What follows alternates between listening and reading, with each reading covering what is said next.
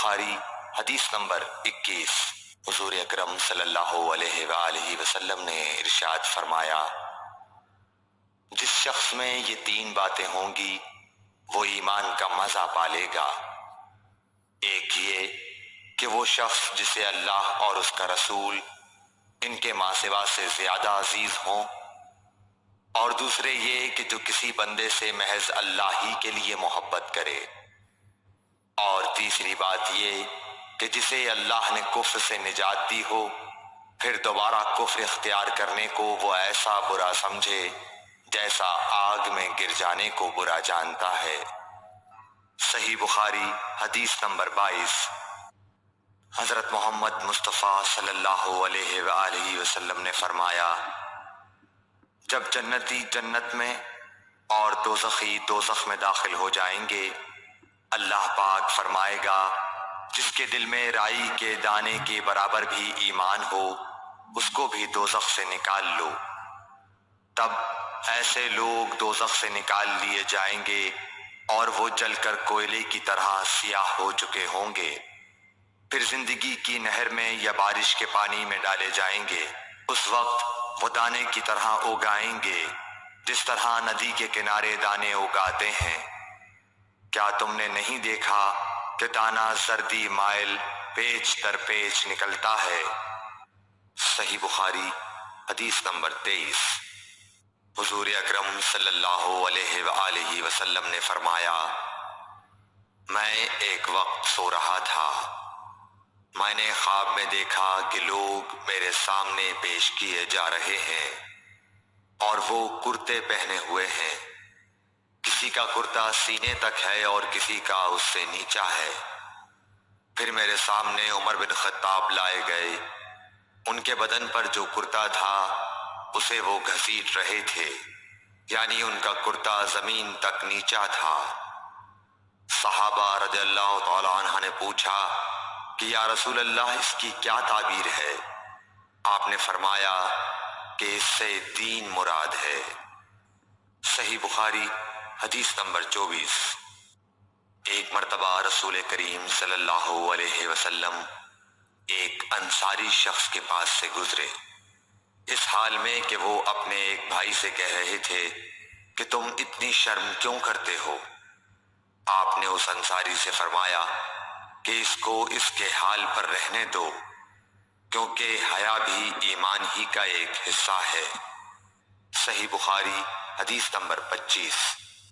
رسول اللہ صلی اللہ علیہ وسلم نے فرمایا، مجھے اللہ کی طرف سے حکم دیا گیا ہے کہ لوگوں سے جنگ کروں اس وقت تک کہ وہ اس بات کا اقرار کر لیں کہ اللہ کے سوا کوئی معبود نہیں ہے، اور یہ کہ محمد صلی اللہ علیہ وسلم اللہ کے سچے رسول ہیں، اور نماز ادا کرنے لگیں اور زکوٰۃ دیں۔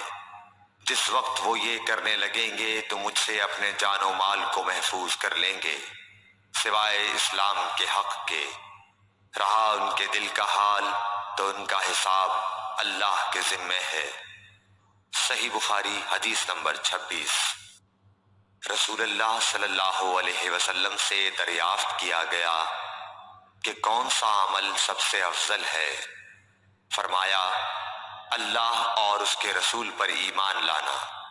کہا گیا اس کے بعد کون سا؟ آپ نے فرمایا کہ اللہ کی راہ میں جہاد کرنا۔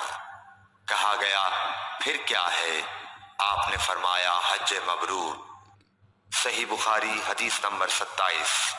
رسول اللہ صلی اللہ علیہ وسلم نے چند لوگوں کو کچھ عطیہ دیا اور ساتھ وہاں موجود تھے۔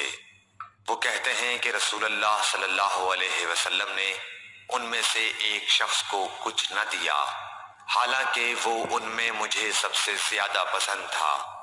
میں نے کہا حضور آپ نے فلاں کو کچھ نہ دیا، میں اسے مومن گمان کرتا ہوں۔ آپ نے فرمایا مومن یا مسلمان؟ میں تھوڑی دیر چپ رہ کر پھر پہلی بات دہرانے لگا۔ حضور صلی اللہ علیہ وسلم نے بھی دوبارہ وہی جواب دیا۔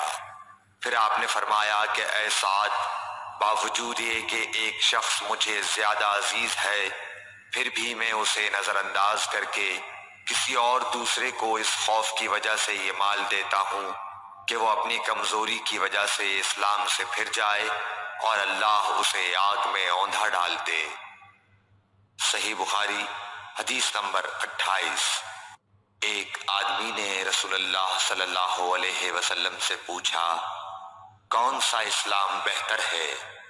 آپ صلی اللہ علیہ وسلم نے فرمایا کہ تو کھانا کھلائے اور ہر شخص کو سلام کرے، خواہ اس کو تو جانتا ہو یا نہ جانتا ہو۔ صحیح بخاری حدیث نمبر 29۔ حضرت صلی اللہ علیہ وسلم نے فرمایا، مجھے دوزخ دکھلائی گئی تو اس میں زیادہ تر عورتیں تھیں جو کفر کرتی ہیں۔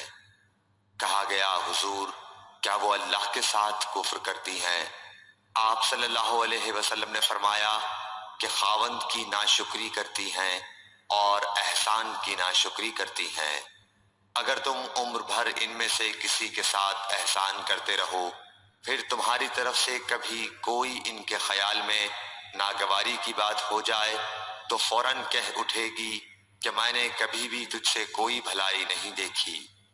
صحیح بخاری حدیث نمبر 30۔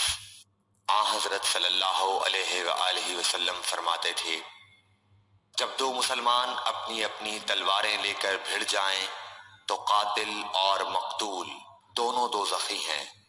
عرض کیا گیا، یا رسول اللہ، قاتل تو خیر ضرور دوزخی ہونا چاہیے، مقتول کیوں؟ فرمایا، وہ بھی اپنے ساتھی کو مار ڈالنے کی حرص رکھتا تھا، موقع پاتا تو وہ اسے ضرور قتل کر دیتا، دل کے عزم صمیم پر وہ دوزخی ہوا۔ Thanks for watching. Don't forget to like, comment, share and subscribe to